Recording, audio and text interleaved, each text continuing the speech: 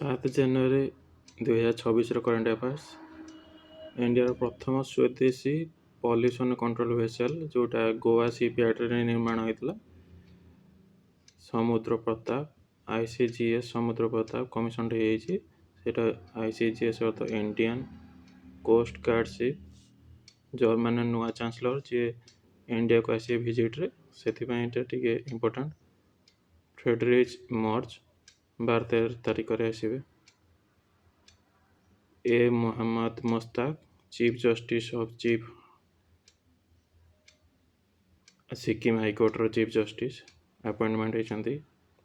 Khelo India beach game 2026 ଏଇଟା second Edison ଡିୟୁରେ ହେଇଛି ଆରମ୍ଭ। ଘୋଗଲା ବିଚ୍ ଡିୟୁର ଘୋଗଲା ବିଚ୍ରେ ହେଇଛି, ଯେଉଁଟାକି ବ୍ଲୁ ଫ୍ଲାଗ୍ ସାର୍ଟିଫାଇଡ୍ ପାଇଛି।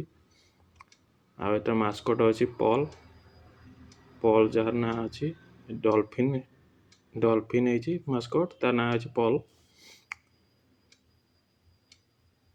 Urmila Satyanarayana Nritya Kalanidhi award Madras music academy ଦ୍ୱାରା ପାଇଛନ୍ତି Nritya Kalanidhi award to honour excellence in field of dance. ଏଟା କାର୍ନାଟିକ୍ ମ୍ୟୁଜିକ୍ ଉପରେ ବେସ୍ କରୁଛି Nritya Kalanidhi award. Madras music academy ଏଇଟା ଦିଏ ସବୁ। ଏଇଟା 2025ର। India introduce B for business visa for Chinese businessman ମାନଙ୍କ ପାଇଁ B for visa India announce କରିଛି, ଆଲାଉ କରୁଛି ଟ୍ରାଭେଲ୍ କରିବାକୁ ବିଜନେସମ୍ୟାନ୍ ମାନଙ୍କୁ ଚାଇନିଜ୍ର। 41 ନ୍ୟୁ ବୁକ୍ସ 6ଟା କ୍ଲାସିକାଲ ଲାଙ୍ଗୁଏଜରେ ରିଲିଜ୍ କରିଛନ୍ତି ଧର୍ମେନ୍ଦ୍ର ପ୍ରଧାନ।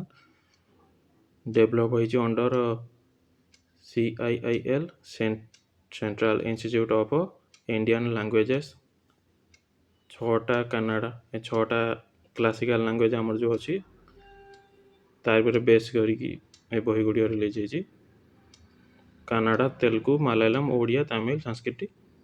ଆମର ପ୍ରଥମେ କ୍ଲାସିକାଲ ଲାଙ୍ଗୁଏଜ୍ ମାନ୍ୟତା ପାଇଥିଲା ତାମିଲ 2004ରେ, ତାପରେ ସଂସ୍କୃତ 2005ରେ, ତାପରେ କନ୍ନଡ଼ ତେଲୁଗୁ 2008ରେ ଦୁଇଟାକ, ତାପରେ ମଲାୟାଲମ 2013, ତାପରେ ଓଡ଼ିଆ 2014ରେ କ୍ଲାସିକାଲ ଲାଙ୍ଗୁଏଜ୍ର ମାନ୍ୟତା ପାଇଥିଲା।